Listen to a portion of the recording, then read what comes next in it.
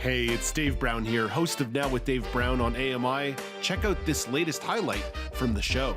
The Niagara region has declared a state of emergency. People are expected to flock to the area for next week's eclipse.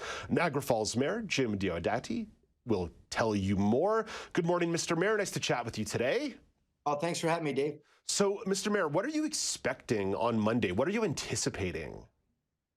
Well, that's a really great question.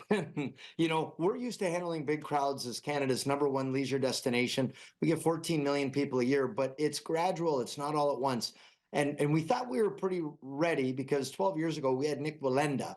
And when he walked across that tightrope across the Canadian Horseshoe Falls, we had about 150,000 people at one time. And of course, we host the big New Year's Eve shows here. But we had a major US documentary company that came and said, you should expect 8 to 9 times your biggest crowd. That puts us over 1 million. And we thought, oh my gosh, we're going to need a bigger boat. What powers will the state of emergency give you and other local and regional authorities in the case of this massive people coming for a visit? Well, it was the region that declared the state of emergency, not the city itself. And they did it more out of an abundance of caution. Usually you reserve that for actual emergencies. This is an anticipated maybe emergency. So what it'll do, it'll give them access to potential provincial and federal funds. Of course, I met with the police chief yesterday. They're going to have all hands on deck, fire department, ambulance, all of our municipal and regional staff. We've redeployed teams. We've got centers and emergency operations centers all over the region, helicopters, drones. I mean, it's all hands on deck to deal with a crowd like this. And we've looked at 2 aspects. One is safety, because we want everyone to be safe at all times. And the other side is entertainment. We want everyone to have a good time, take away good memories. So we've got 2 channels working simultaneously to give everyone a positive experience. And what really happened, Dave, after National Geographic declared us the best place in the world to see this, we've got NASA here, Canadian Space Agency, Guinness Book of World Records. And what I think's going on and why this is so much bigger than other total solar eclipses is because, number one, hasn't been one here in 99 years. There won't be another one for 120 years. So it truly is once in a lifetime.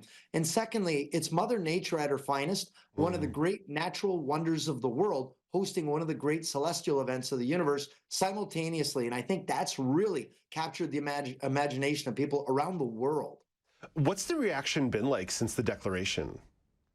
Well, it just amplified it and took it to a whole other level, Dave. I mean, I've done interviews with CNN, Al Jazeera, countries all over the world. And once it went to that level, that's when people really took note. And it's funny, it actually did the exact opposite of what we thought. We thought people would be a little more cautious. It's the opposite. It got more attention. It's almost like the moth to the flame. People are so drawn in, and it's the big topic. It's really crazy, the exposure we got. But I mean, it's welcome exposure because Niagara Falls, we were really hurt during COVID, and the borders were closed. The taps of tourism were shut off. And now, by and large, domestic tourism has returned, but international is lagging behind.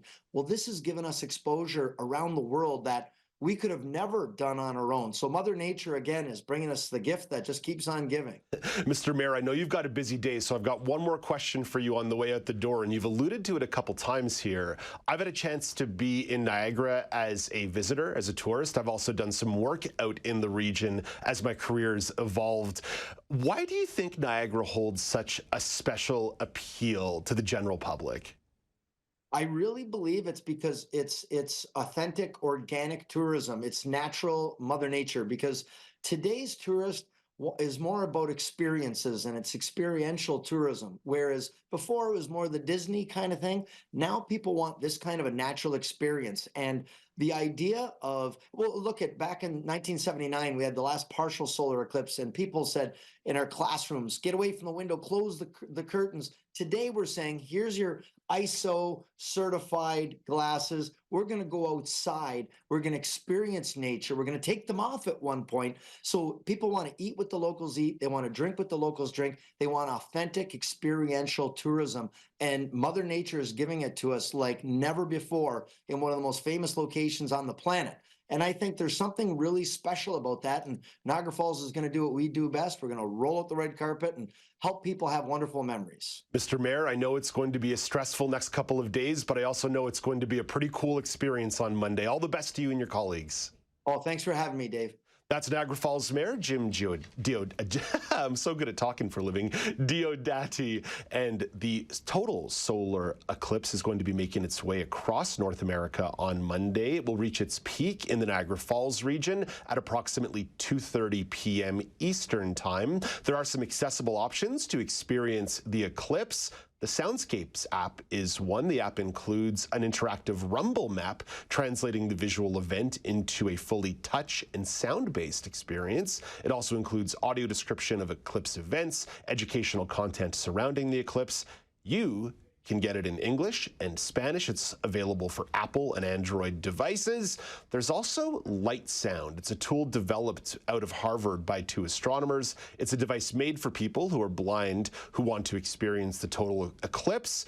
If you want to learn more about that, the website is extremely long. I suggest Googling Light Sound Astrolab. Light Sound Astrolab as the approach on that one. Do you want to dive into more conversations like this? Watch Now with Dave Brown weekdays at 9 a.m. Eastern on AMI-télé or download the podcasts wherever you listen.